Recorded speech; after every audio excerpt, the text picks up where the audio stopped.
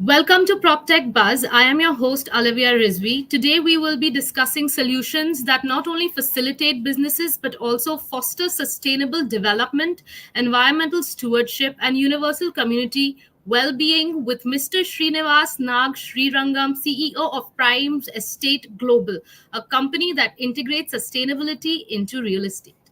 Can you tell us a little bit more about yourself and your journey as an entrepreneur? Absolutely, Aliva. You see, when I started my whole journey of my life, it has been very diverse. I've been a consultant for most of my life, and I worked in tech industry for a very long time. In all this, one commonality, if you say, like I have always been passionate about, was where sustainability practices and technology. Technology is like love of my life, so that always attracted me. And so finding solutions, that's also a part of my life. Okay. Because I felt like technology can aid a lot in developing, simplify things, improve life. So with this kind of notion, I went ahead in my life, and this all started at the age of 12. So I worked with the local marketers, local businesses, trying to establish better technologies. So with these technologies, over the period of time in my lifetime, when they went ahead, okay, I started trying to fix bigger problems. Okay. And the bigger it went, and finally I ended up hitting the real estate market. So somewhere in 2013, okay, I went up to Chhattisgarh to set up a real estate company there. And there, along with my partner, Mr. Srinivas Khan, okay, we went ahead, we tried to develop smart cities there. Okay, at that time, the new Raipur thing was coming, so we were very curious about it, trying to establish the smart city concept and everything. Although it didn't go that well, but yes, we still ended up doing a little bit of real estate there. But then again, uh, at the rate at which the adoption was happening, with especially technology in those eras, I'm talking about around 2013. That was pretty back. So the technology was not yet adopted in real estate industry, if you look at it. So again, I went back to the drawing board and started working on, or like, okay, fine, let's me find something better. So at that time, if I recollect well, there was a concept called wells, which was the next version of leads certification. Now leads, which is a green sustainability certification process, and the wells program, which was again for the sustainability purposes, was very complex. Local people were not able to work on it.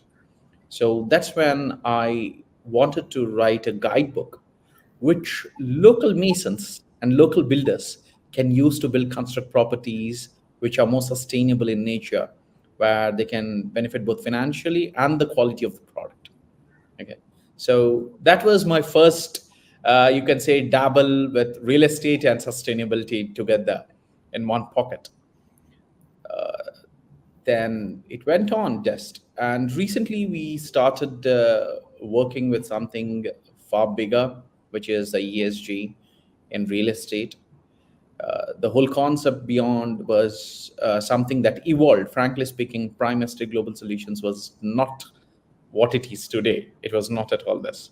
So it evolved across a period of time, like how naturally everything evolves, and so do we. Okay, even my mindset was completely different when I started PEGS, and now it's completely different. Okay, looking into entirely different thing. But yes, if you ask me what exactly is my journey, I would say it was fantastic. Okay, so I had met a lot of people who are, frankly speaking, as passionate as me in what I'm doing. Okay, so when I started, it was a single one man walking towards a vision. Now it's a huge caravan. Wow. I really see the excitement that you speak about this topic with, and it's quite infectious, I have to say. Although you did say you started this in 2013, so you started this like 11 years ago, and you started this in No, India. no. In 2013, it was a small time firm we started. Okay, along with my partner. It was not the current Prime Estate. So I kind of dabbled in it, But the today's prime estate which we have started, it's a completely different thing. Okay, like the origination of PEGs, what we have today, okay, is very different than what it was when I was working in 2013. In 2013, it was more focused on real estate, okay, and trying to do it a little better, fixing things. Okay, the current PEGs, if you look at it, is more focused on trying to create an ecosystem for real estate. So it's a complete, jump, leap from what it used to be. Okay, All right. so that's how it went. So, okay, if I get this right, so 11 years ago, you started off in India trying to find solutions and make smart cities. So you started in Chhattisgarh, and then you were trying to help Raipur, and now you're in Dublin, Ireland. Yes, a complete And move. 4 years ago, you have basically started your company, and now y'all are building, your entire philosophy of the concept has changed. So I think it's natural to ask, tell us about Prime Estate Global Solutions and what inspired you to start from there. Okay, as I told you, right, I have been a consultant most of my lifetime. So that ended up me traveling to various places, and naturally, because of that, I started staying in rental properties.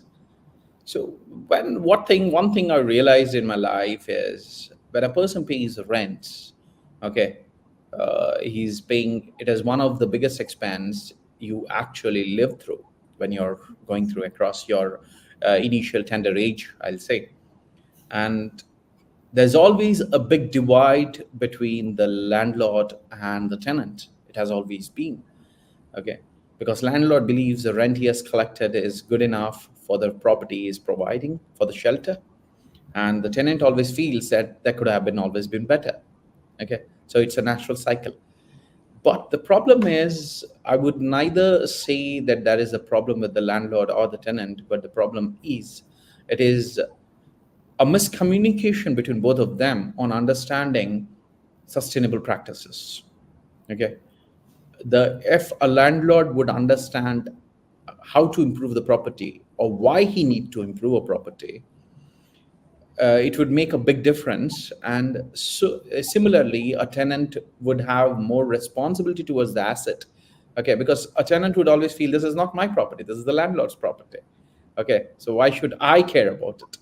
Okay, so that kind of miscommunication which is there, this is that needed a bridge.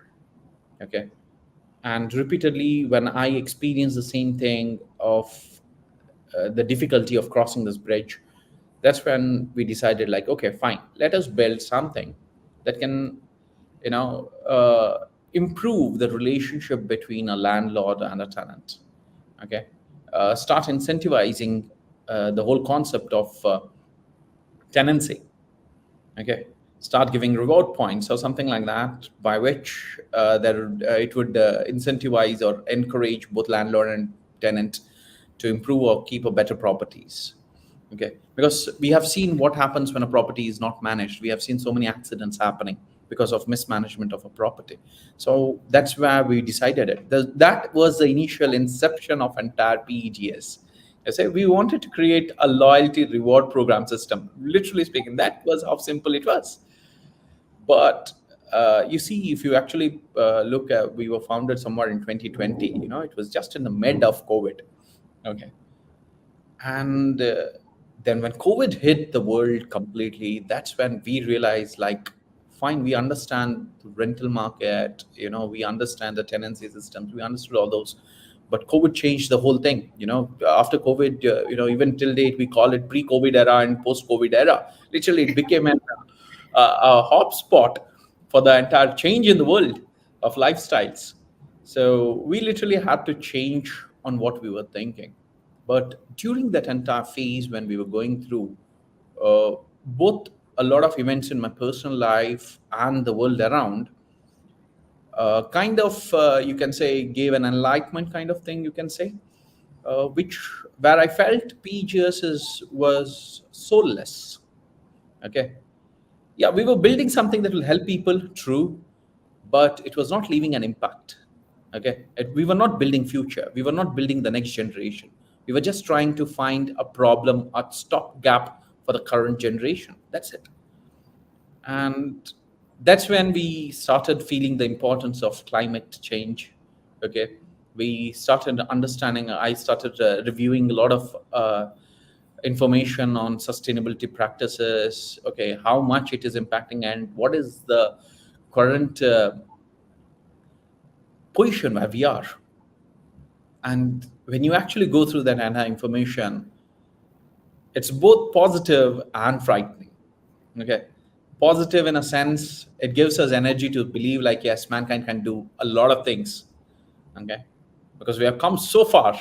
Okay, and when you talk about technology, when you talk about real estate, when you talk about anything, we have come so far if you look at the history of mankind.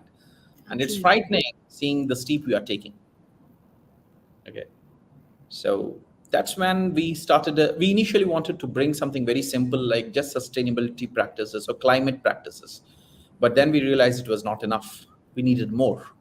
Okay, so we decided ESG. But if you look at it, ESG is today primarily managed and executed at high corporate places, corporations, and businesses. It is not at the grassroots level. And climate change is something that has to be developed from grassroots, not Absolutely.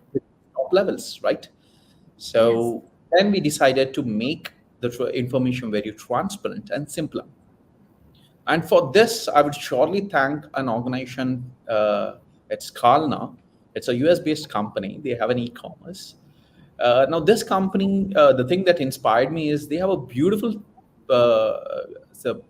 option where they show the carbon footprint of each product you buy.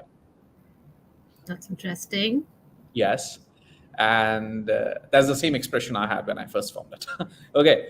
And that is what gave me the inspiration to build, to inform people about their sustainability of their assets, their properties.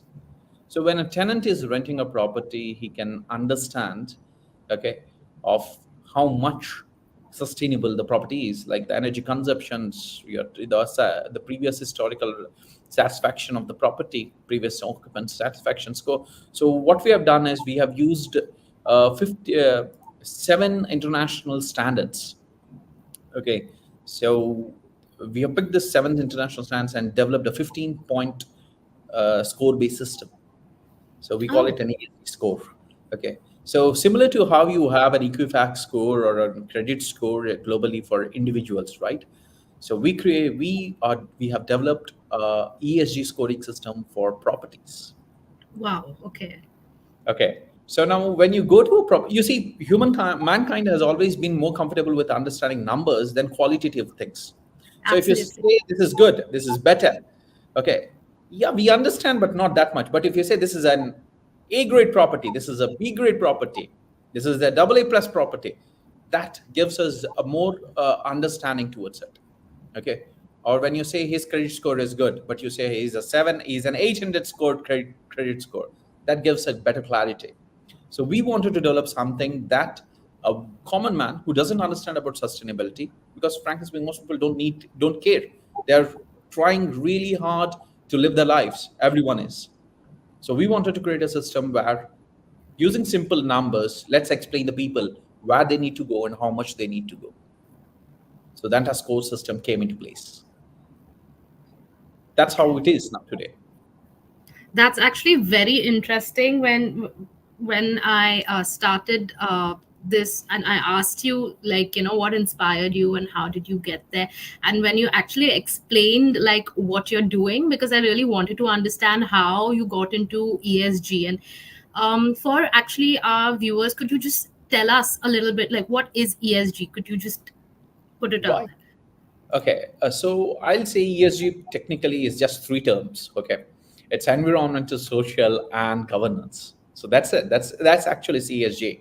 But what happens is when you actually go into in depth into it, ESG is a system that is primarily focused not just at one aspect of sustainability, but it is trying to build an entire system into it. It's all encompassing. So you see, every decision an organization should take, or an individual, because you see, planet Earth is a liability of every human on this planet, and it is Absolutely. our biggest asset, or to be more precise, our only asset today. Yeah. Right? Yeah. It's the only address you have in solar system. Okay. Yes. So we better respect it, and that is what ESG does. What it does is, the first aspect which you need to be careful about is the ESG, is the environment. So whatever you do, whatever you build, any decisions that has been taken care, okay, whether it is in property, whether it is in a simple product you're building, try to understand its impact on the environment. Next, naturally, we go ahead to the social part of it. So when you talk about social, human, at the end of the day, we are Homo sapiens, right? So we are Yes. social beings. So we need to respect our people around us. We need to understand how we are impacting the society overall, because humanity is one together. So it has to understand that way. And naturally, when there are numbers, it needs to be governed, it needs to be managed. So the governance. So that's all. If you look at it, ESG is pretty simple thing. Okay. But because it is such a wide net, it confuses people. Okay. And people tend to let go of things. Okay. And obviously, people fear what they don't know. Okay. So we can understand. And that's the reason why today many organizations have taken ESG as a core development targets and are strongly developing it, is because of this very reason. Because the better we start implementing this, it becomes simplified. Okay. So, and we have selected certain parameters of the ESG, like the energy consumptions, the greenhouse gas consumptions, what is the water consumption, how much do people waste, what is the waste generated from each asset, okay, and what is the recycling rate they are using. So those are the parameters we have selected for environment. Okay. So similarly, we try to understand the occupant satisfaction of each individual.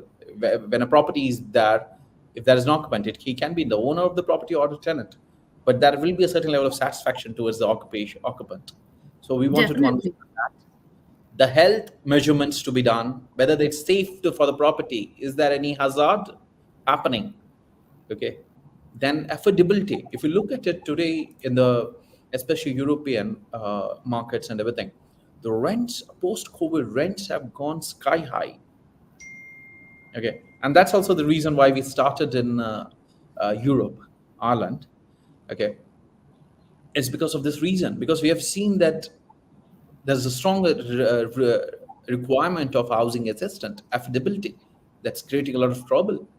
So we tried to understand, we took up ESG as a core, tried to put up, pick up problems from them and build solutions on that. And let me tell you a very simple thing. When we start building products, ESG would help most of people to develop more humane products rather than just building a product. Absolutely. Yes. So that's all is ESG.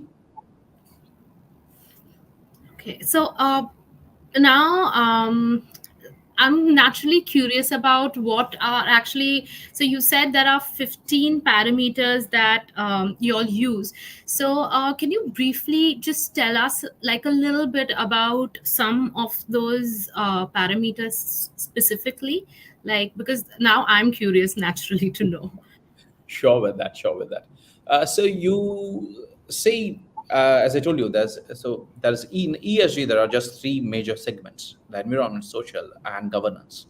So what we have done is we have picked up five parameters for each. So in the environmental part, we focused on the energy consumption of each property, the GHG emissions, basically greenhouse gases, right? The CO2 emissions of each property, the water consumption which this property uses in 1 year, and the waste generated. And if there's waste generated, how much are you recycling it? So the percentage of the recycling. And what we have done is, in order to have a more comparative factor of each of these, we started calculating it on the units of per meter square unit or in 1 year. So if there's an electricity consumption we are talking about, then we are talking about a kilowatt hour per meter square of the property asset you're owning in one Okay. year. So the Okay. consumption. So what happens is, if a person is having larger property, naturally his energy consumptions will be bigger than a property which is smaller.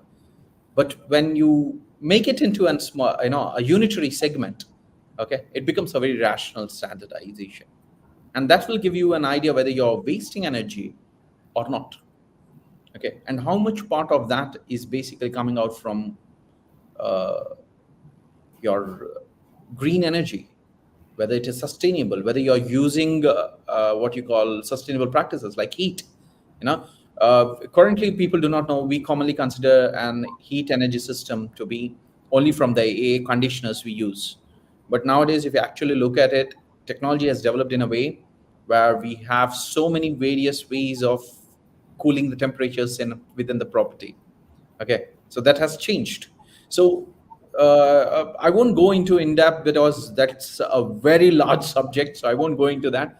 But yes, smarter and better systems have been incorporated to make the entire energy consumptions more efficient, and that also is applicable for the understanding the greenhouse emissions, the water consumptions. Like if you go to Bangalore, you'll find they have metered water measurements, and I think so it has already come for even many places in Mumbai also, and that they also calculate the output of the water from each property. So that gives Yes. you what the amount of water being consumed and what is being wasted. Okay, so Yes. these are the parameters and the KPIs we intend to collect. Okay, so five from environment, that's enough for us to give a good score, understand, and start scoring each of these. Okay, on the basis of the consumption to a global standard. Then, when you come to the social, the first parameter we are looking out is the occupant satisfaction score. So, whether it's a tenant living in the property or the landlord, okay, he's an occupant at the end of the day. Yes. So, how happy is he in that property? Is he happy or not? If it is, then how much? And that gives us a real understanding on whether the property can be moved up or made sustainable or redeveloped, whether it needs a redevelopment, whether it needs a facelift. It can be understood from how happy a person living in the property is. Okay. At the end of the day, the whole purpose of a home is to have a happy family. So if the Yes. person is not happy, what's the point of a home, right? Yes. Then naturally we went ahead with health and safety incidents, because if you look at it today, most of the properties are apartments rather than individuals. So you cannot say that you are not liable person in that apartment, okay, for the health issues of the entire apartment and the society. You are equally liable. You cannot just go and end up breaking some wall or not maintaining your property. That will impact the people around you. So we took up that and we said, okay, how is the health and safety incidents in that property? Is there some problem with the property? Is there a gas explosion or gas leak? So we started. So those are one of the indexes we'll be using to collect data. Okay, and depending on that, obviously that will impact the score of the property. Then obviously, if we're starting from the government, each and every government in the world is working on promoting eco-friendly products, climate change, all of these. So we expect every community to be actively promoting community initiatives on these. You see, as I told, change is to be done from grassroots, not at the top level. The lawmakers can think and suggest a good system, but the change actually has to come from the grassroots. So only when the community takes the initiative to develop it, to act upon it, will the real change come in. And that is your third index in the social. That's uh, that's actually very inspiring, and you're absolutely right, because when governance comes in, whenever the government, because they have to change from the top of the funnel. So I mean, the problems have to like kind of snake their way up to the funnel, and that's when the government comes to know. So their solutions are always preventive, but if it comes from grassroot, it's intuitive. When Right. Exactly. So Exactly. you kind of are perceiving the problem before it occurs and preventing it from happening before, rather than Exactly. allowing it to happen and then. Exactly. Yes, So there's this adage, right? Prevention is better than cure. So why not absolutely, prevent it? Why wait until it needs a cure? Okay. And absolutely. in a way, I always felt it is wrong to completely always bring the government or governance to work things out. We as a community, okay, can start taking certain things into our own hands. Okay. Especially the climate change, because frankly speaking, even government can't do anything about it. Okay, it's No, us who needs to do it. So let us start from the grassroots. So that's the reason why we took that as an important criteria to judge the social parameter. Okay. Along with it, if you look at the affordability index, okay, so many people say affordability of a property, okay, but that's actually judged by the social people, right? It's people as like us who decide whether the property would be more expensive or not. Okay, yes, it's nothing yes, related to anyone else. So that's also part of the index, one of the parameters we are using in the social. So we judge whether the affordability index is going up or down. So we rate the properties accordingly.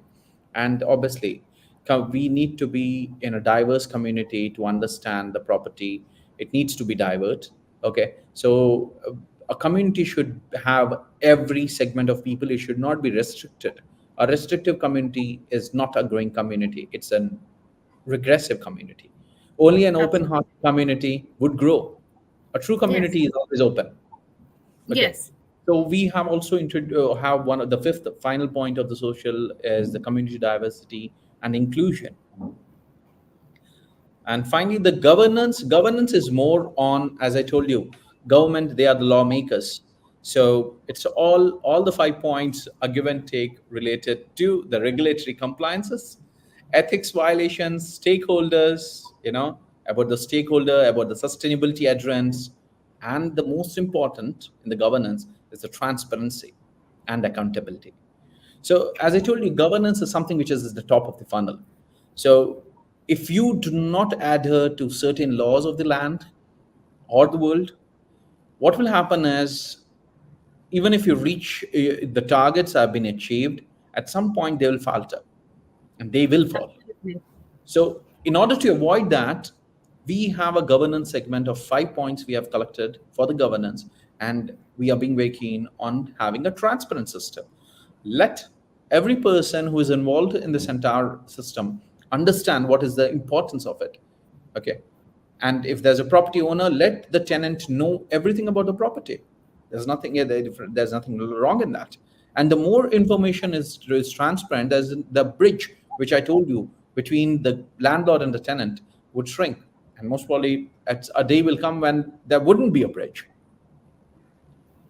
So that's the whole system. That's what we have. That's the entire scoring system, and we use various level of marginalizing it and scoring it. So, my next question is then, what are the repercussions? What if a company is actually not adhering to the environment, to the social, and to the government governance? They're creating a lot of wastage. They Right. are actually really negatively impacting, like, oh, just creating wastage. Is so. What would you do under such a circumstance? Right. So you see, the reason why we introduced a score system, okay, is human is by default a competitive being. So we love competitions. So the moment you have a score system, people tend to walk towards the higher scores. It's a very natural Absolutely. system. You're not forcing anyone, you're not doing anything. It's a pure psychological thing. Okay. Yes. And as I told you, this is something that has to come from within. You cannot force people to do it. Sustainability is not an option, not anymore. Okay. Climate change, we are seeing what it is doing, we are seeing its consequences every day. Absolutely. So this is to come to people by default. It should be something which should be internalized. So The whole reason why we have made a system and we are trying to be transparent, we are actually going to publish a white paper on this very soon, and we are going to spread, make it a very open system for people to understand and start developing on it. The reason why we are doing it is very simple. The moment people understand the scoring system, they'll try to develop this scores, increase their scoring system. And I wouldn't say that it would be a perfect system, okay, but at least it is going to push people into a direction of sustainability. And we genuinely believe a day where this core system would not be used, because that's our whole ambition, you can say. We would be really really happy if a day comes when this core system is no more is not a requirement, but rather an integrated process. People do it by default. No encouragement required for sustainability anymore. So that's A what is world then. of good Samaritans. A world with good Samaritans. Yes, yes. And we genuinely hope, okay, we believe in humanity more than anything else. I have my next question would naturally then go to this entire philosophy, this entire journey that you've taken. Obviously it's a difficult one, because it's starting at the grassroots means you're starting uh, from a point, and you expect to actually grow like horizontally, because we are growing through society. So I Right. mean, you definitely have faced a lot of challenges. Can you actually tell us about some of the challenges that you faced early on when you started your endeavor? Okay. Frankly speaking, if you ask me, challenges what we faced, there were not one. Because if you look at it, we actually started in a time when the whole world was literally on fire. Okay. The COVID. Okay. So we started in a period when things were, at least in the current generation, the worst. Okay. So the biggest problem what we faced is the localization. Me and my team were in India, and we were trying to make develop it to European market. Okay, and at that time during COVID, people were not even having a base level idea or interest towards climate change and sustainability, because people were at that time, if you ask me, people were just trying to live the next day. Survive. Yes. That's it. Okay, so people were thinking like, boss, if I leave tomorrow, all is good. Okay, so that's how things were, if you ask me. And the problem, what was we were seeing was, fine, COVID is not going to last forever. It is going to last a year or two, and it's going to vanish away out into the, like how every pandemic that has come in the history, it is going to be one more. But the problem is the increasing problems of the nature of the climate were not fixing itself. Okay, and the data which we have collected and we were looking through, it was not at all sweet. It was not looking sweet. So we were having really tough time trying to convince especially landlords and tenants to see the importance of what we were doing. Okay, and if you look at, if as I told you, the ESG thing in PGS was not in its initial incorporation dates. Okay, Yes. so that's the reason I told you like the COVID thing was a very crucial part for PEGS, because when we started, we were more of a loyalty, rewarding system. Okay, and when we found like people were forget about saving money, forget about anything, they were just trying to survive. And when we were going through, we were looking through the data, we were looking the sustainability problems which were coming in, the climate problems which were coming in. That's when we realized like, no, PGS could actually become something far bigger than what it is. Okay, so we literally went back to the scoreboard. Okay, and we started working with how to start creating a system, how to develop, the whole thing. We started sketching an entirely new model altogether. So you can say we were literally reborn. Okay, after that. and ESG become the core-centric point of entire the movement which PEGS is today taking up. Okay, so that has become our base ethos of the entire the vision, everything. Okay, and I don't know, maybe that's what was needed, and that suddenly started attracting a lot of people. Okay, in what we are doing, because people realized because COVID has gone down, things were normalizing, and suddenly people started realizing the importance of sustainability. And when we started doing this, people also understood, like, okay, so real estate can be sustainable. Okay, it can be improved. That could be far better in the real estate world.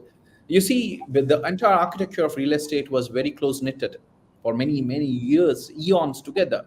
There, you have a property owner, you have a contractor or a builder, you have a tenant or a buyer. So Yes. that's where the entire real estate world was revolving around.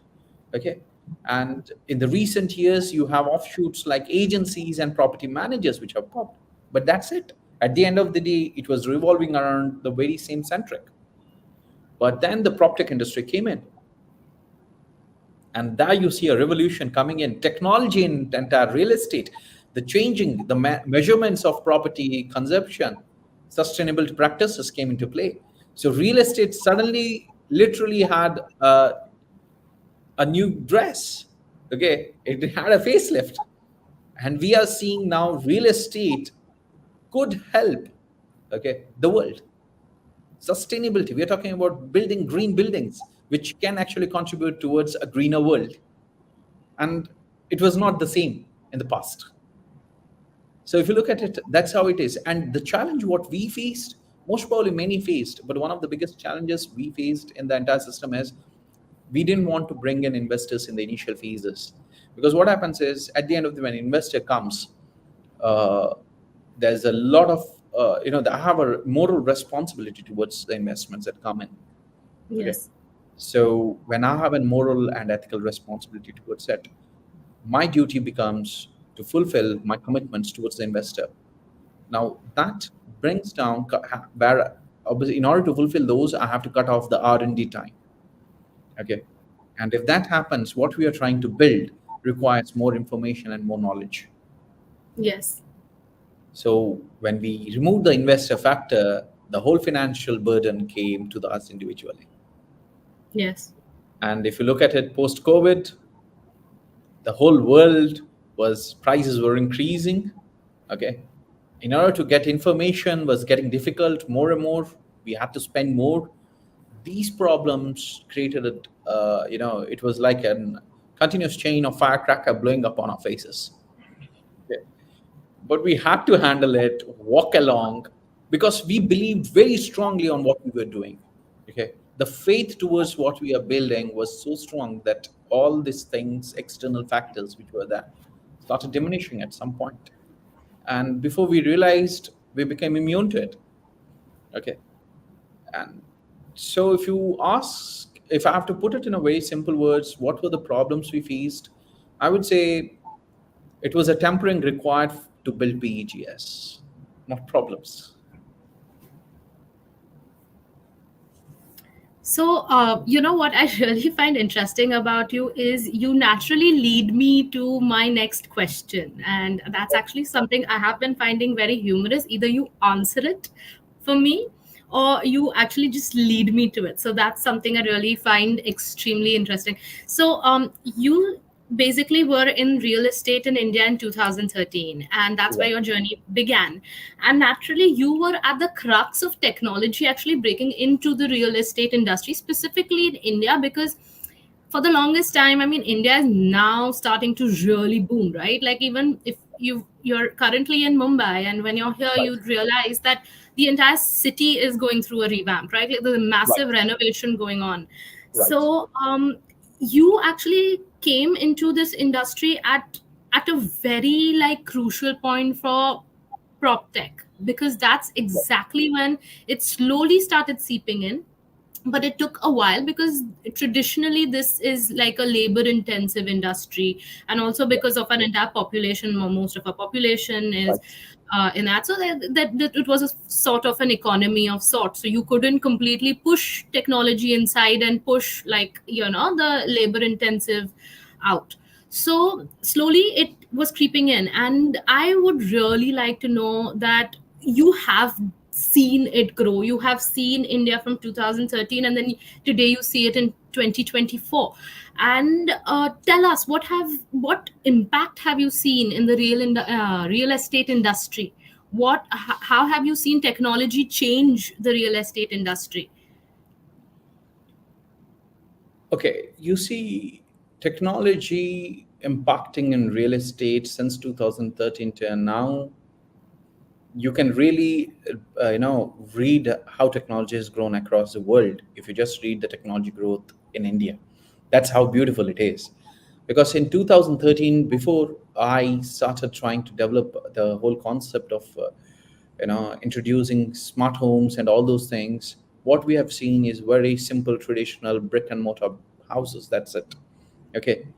Then the number of floors, having apartments, okay, construction, faster constructions, better constructions have popped in over the years. Now we see in India, smart door homes, smart Alexas fitted enabled homes.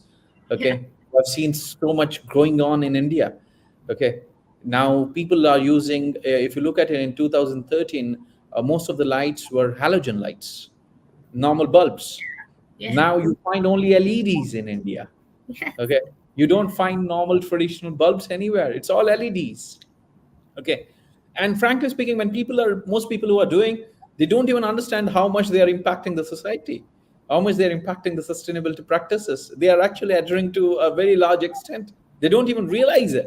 And look how beautifully we have transformed from a very what you call backward, okay, real estate practices to very, very modern practices.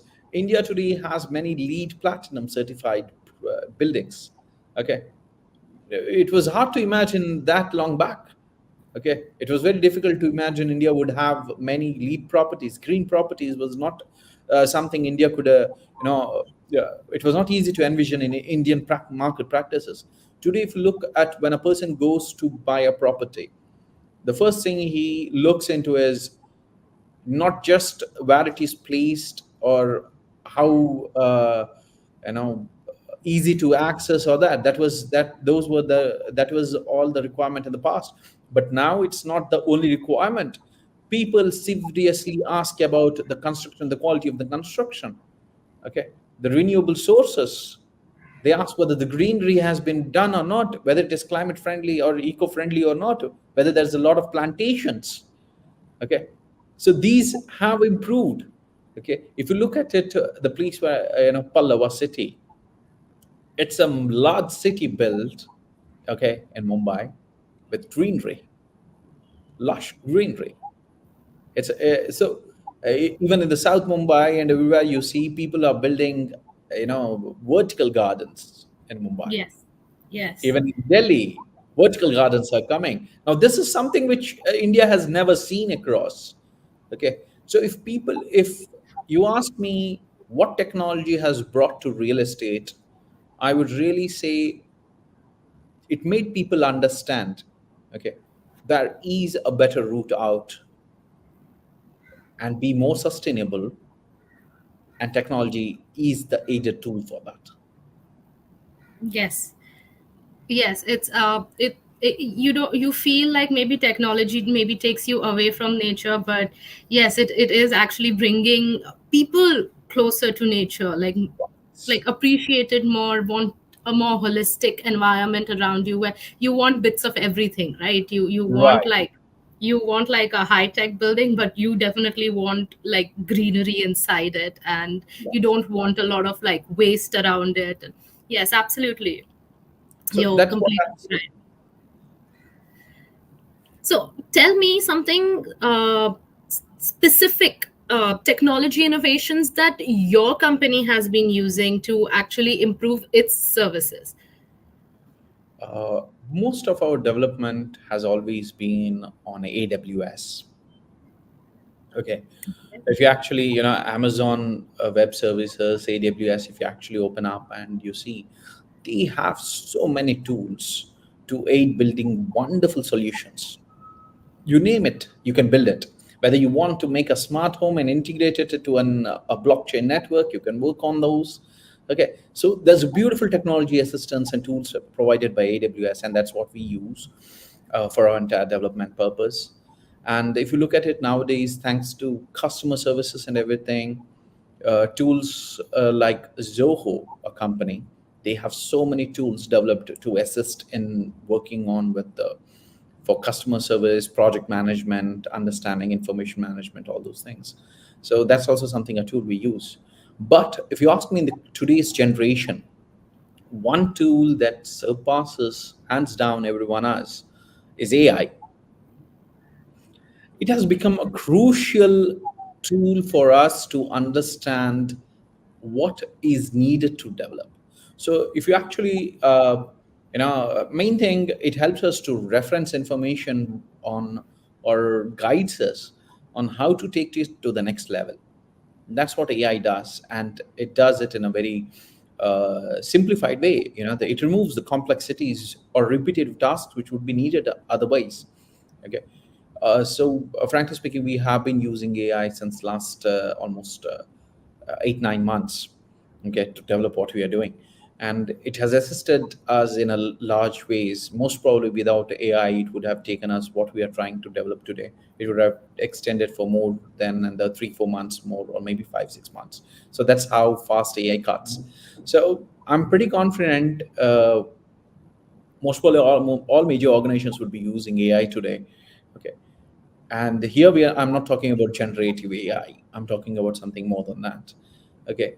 So AI can be used, AI also has many facets. One of the generative AI, and there are other types also, like information collection, data, referencing, research tools, marketing tools. So AI has many facets.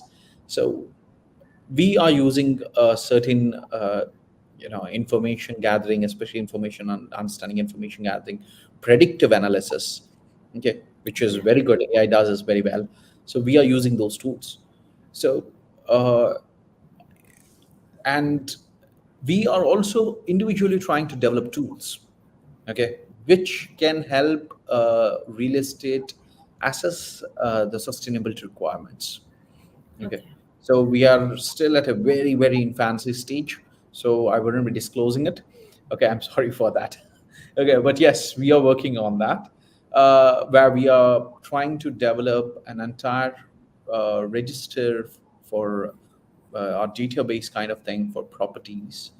Okay. Including the Okay. sustainable parameters on blockchain. Oh, oh, oh, wow. Yes. So we are at a very infancy stage. So I cannot divulge much on that. But yes, this is something we are strongly working on. Uh, and we expect this to be leading in a way where in the future, information regarding property and its sustainable information, you see, how good a property is or anything, can literally be derived across the world without the fear of data breach or anything. You see, the integrity of the data would not be doubted. Okay, so we are trying to build that. So it's a long run for us now. So let's see. Let's hope we see this project of ours, which is still at an infancy, sees the day of the light as soon as possible. No, fingers crossed, because your intentions are always very clean. So, clean intentions, right? Because Right. clean energy. No, we So, want to make it open source also. We want to make it open source so people can use it. Okay, as much as possible. so actually, you would be very interested in talking to our CEO Ravi as well, because he is also very inclined towards like sustainable prop tech, because even he's a new age founder, Yeah. right? So Right. even he's definitely going to like really love listening to you. But Yes. having said that, I do want to actually know that within your company, What would be one social responsibility or sustainability initiative that you really find that you have made in society around you? Like, just you can tell me one, you can tell me more as well, but I just want to know that one impact that you feel you have been able to make. Okay, so I'll put a very simple thing. Within our organization, one of our internal policies, I'll put this way, it's very common for people to talk about woman empowerment, right? Okay, we do not have that concept, not at all. The reason is we strongly do not believe women need empowerment. They are equal from day one. They have always been. So when you say empowerment, you are either indirectly trying to say that they are inferior and they need upliftment. So we do not have that system. But we have in turn put a gender neutrality system. That means every pay or it would be positional basis. It's no way related to anything else. Purely make it positional. So that's what we did. So if we intend to recruit a person for some position, we would be declaring the requirements of the position, nothing else. The pay of the position. So it doesn't matter whether it is a male, a female, or a transgender. It doesn't matter. Everyone is welcome. Okay, because we do not see that this needs uh, creating open opportunities for everyone is leveling the plane. That's what we strongly believe, and we have internalized it. Okay, and even our work times are only 4 hours a slot. So, Wow. yes. So you can work for 4 hours and take the rest of the day off. You're welcome. We do not have any restrictions. Okay. And we do not have anything called as leave management, because if you want to work, you work. If you don't, so we have more on target based. Okay. So there are requirements of uh, basic level. What we have done is there will be different targets to be filled up, and that's it. As long as you fulfill those requirements, the targets are fulfilled. Great, take a vacation, go to with your family. Why do you need to spend your time with the office? Go spend with time. You have a beautiful family. Go. That's the notion that we believe. So you see, what happens is when you have that kind of notion towards your work, people really are not working. They are working on something they are passionate about. Okay, so every time we try to talk to people and bring them into the company, the first thing we see is whether they're passionate enough to what we do, more than anything else. We do not have any qualification requirements like most organizations do. We don't have. I myself being a dropout, so I can't say much on that. Okay, so we do All not have. great men are dropouts. No? Yeah, yeah. Nowadays, there's a lot. It's a trend. So yes, we do not have qualification requirements. We do not have institutional requirements, but we have skill requirements. Okay. So what happens is even a person who has come from a very village background or anything, but has a skill, can still get into the organization without having a fear that he needs to compete with elite, Ivy League people. He need not worry about it. He'll get the same opportunity as anyone else. So that's what we intend to do. Even our tenancy system, like when we integrated the entire tenancy system, we might be one of the few people who actually do a KYC check on each and every tenant and landlord. Okay. The reason why we are doing it is let the tenant know who he's dealing with, and similarly let the landlord know who is dealing with. So the first level of check is actually done by us. Okay. So what Okay. happens before he goes to the other side and meets? We do the first level of check. The reason is we want to understand, we want to provide the open-minded people in the community. And if not, over people, you see, as I told you, this is something that has to be internalized. So once we start creating a system which is more flexible and accommodative in nature, whether it is within the organization Okay, whether it is our products, whether the way we meet people, whether we reciprocate to our competitors. Okay, if it is very empathetic in nature, it is very simple. Okay, understand. I always strongly believe, do to others what you ought to yourself. Absolutely. Oh, So once you start absolutely. to internalize this, you will see a very beautiful world, which we are already seeing. So we do not have that restraints which most organizations do. Okay, so we are very flexible in the way we do, but yes, we don't overhire. So every time we hire, by the way, we do not have reference system within organization, so no references allowed. Oh, okay. Okay, Okay. the reason is because once we say an opportunity is it's an open field opportunity, so no Yes. references. If someone believes to join us, please, they're welcome to come and apply for the job. If there's an position open, he can directly apply it. He doesn't need a reference. So that's the way we are internalizing system. So what we have done is, you see, thanks to the system we were implementing for individual properties, we realized that it can be extended towards organizations also. So when we extended it to us, because we were the first people to actually understand it. Okay, so we wanted to implement on ourselves, and we realized like things can be very simple and they need a lot of change. So we have to start cleaning the home first.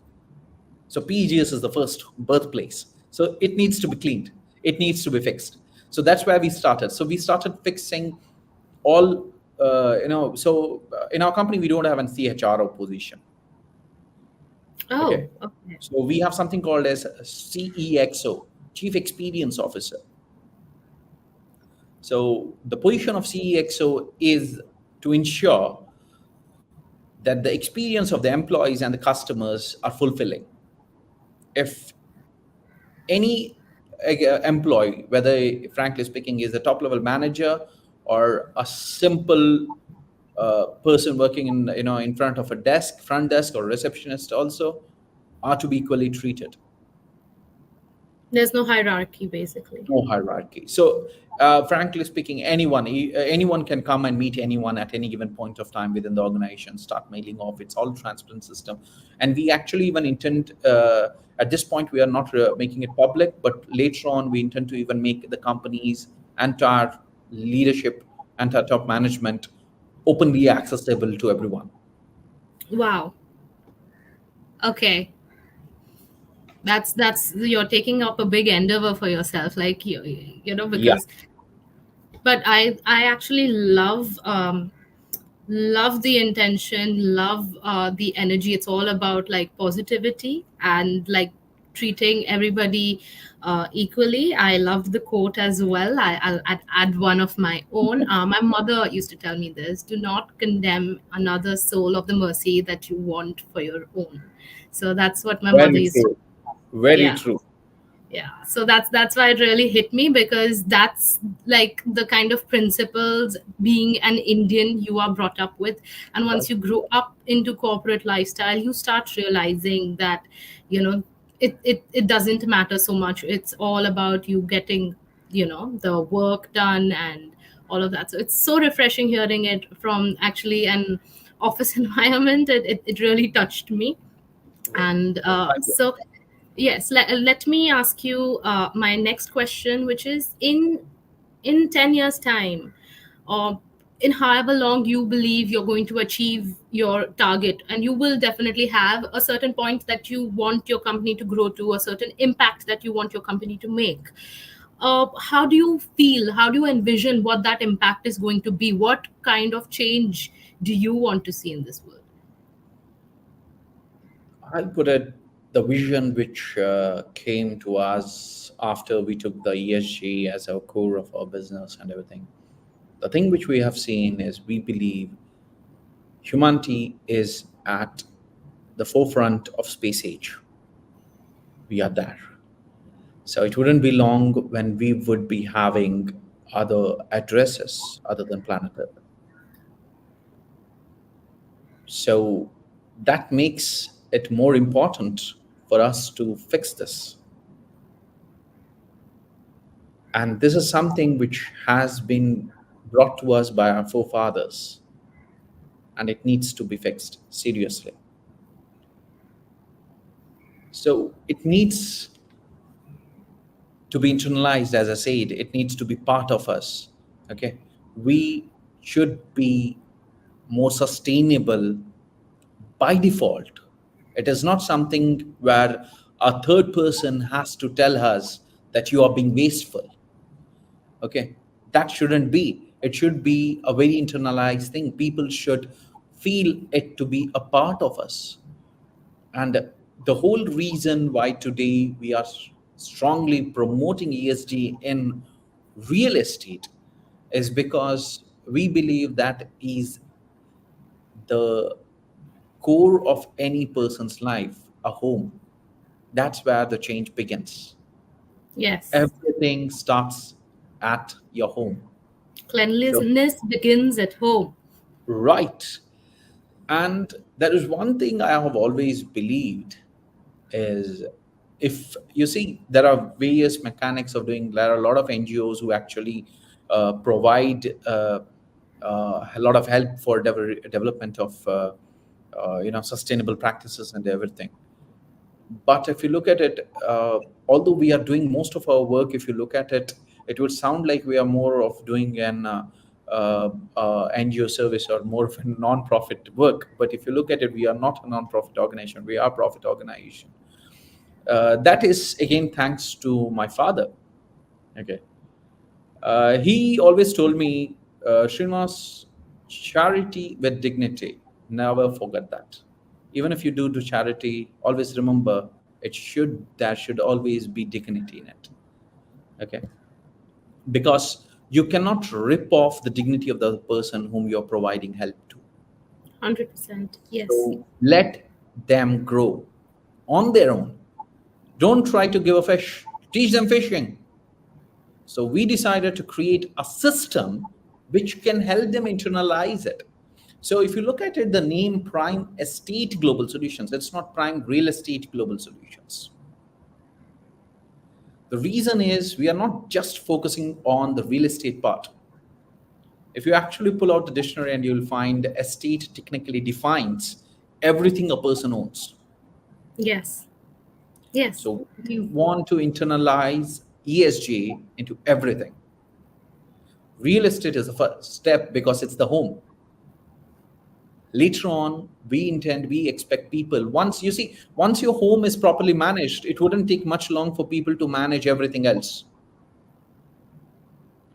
Today, when we call a home, we call a singular address, which is Yes. forwarded within. And in a longer run, the whole planet Earth would be called home. Yes. Once we move out of this place, okay, if people ask, where did humanity come from? It's planet Earth. That's our home address. So it Yes. needs to be sustainable, right? It needs to Yes. be green. I would love to see a world where my next generation could proudly say, okay, it's beautiful. Nothing more, nothing less. Yes. Yes. That's actually very, very touching. That is actually really inspiring because so the reason we are all actually at PropTech Buzz as well is because we also have a huge inclination towards climate tech as well, because PropTech goes hand in hand in climate tech, and climate tech is also one of our visions actually. Yeah, Rohit So told me. that, yeah, it is. And it's a really big vision for Ravi as well, because that is the natural movement towards things for humanity at this given point of time in Yes.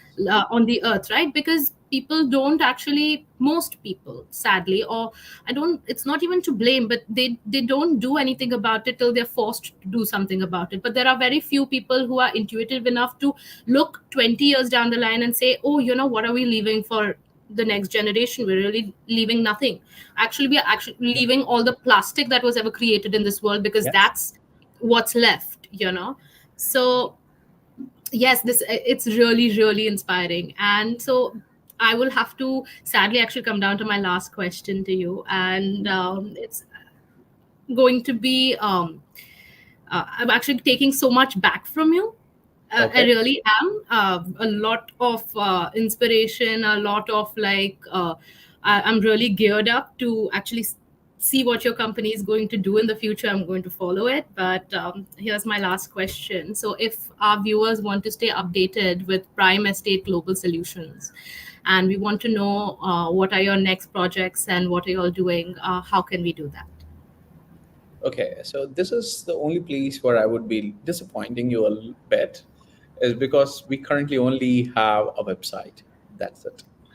But yes, It's all the code, like my information, is available on the LinkedIn, so people can directly contact me anytime. But yes, very soon we would be expanding into social medias like LinkedIn, uh, X, and other platforms. We would be putting up, our updates and everything. We'll be integrating it so that people, we would have more social interactions.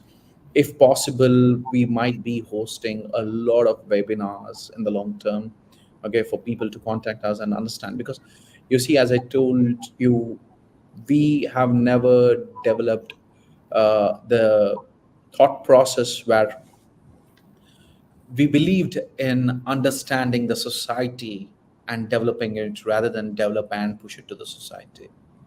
Okay, so it's always they telling us what to do rather than we telling them what we are doing. That's how I've always been, and that most probably would be about PGS all throughout its life. Okay. So at this point, I can only say that we are on the website. okay. Would you like to leave a nice little quote for us as we are about to leave? I see that you're a man of quotes. Would you like to leave Oh, one for us? okay. Yes, I would surely leave one that has always been part of my life, and you can say uh, I believed it with my whole heart and soul. As I always tell people one thing: if you want to know whether you are human or not, it's very simple. Your heart should always beat for others before it starts beating for yourself. The day that happens, you are a human. No questions asked. It doesn't matter how you look, what you do, where you are. As long as you have the humanity within your heart, you are a human. It has always been that. Humanity defines human, not the other way around. That's really incredible. And thank you so much for taking the time for coming on our podcast and sharing your invaluable industry insights and expertise with us. I will leave you with a quote for you. Be the change that you want to see in the world. That's Mahatma Gandhi. And you are that change. So Thank thank you. you for yeah. So thank you for joining us today. It has been an extremely interesting conversation. We were supposed to have this for 30 minutes, but I have gone on longer because Yes. you are extremely interesting.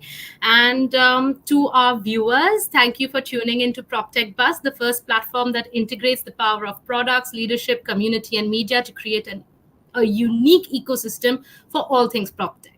Thank you. Thank Bye. you. Bye bye.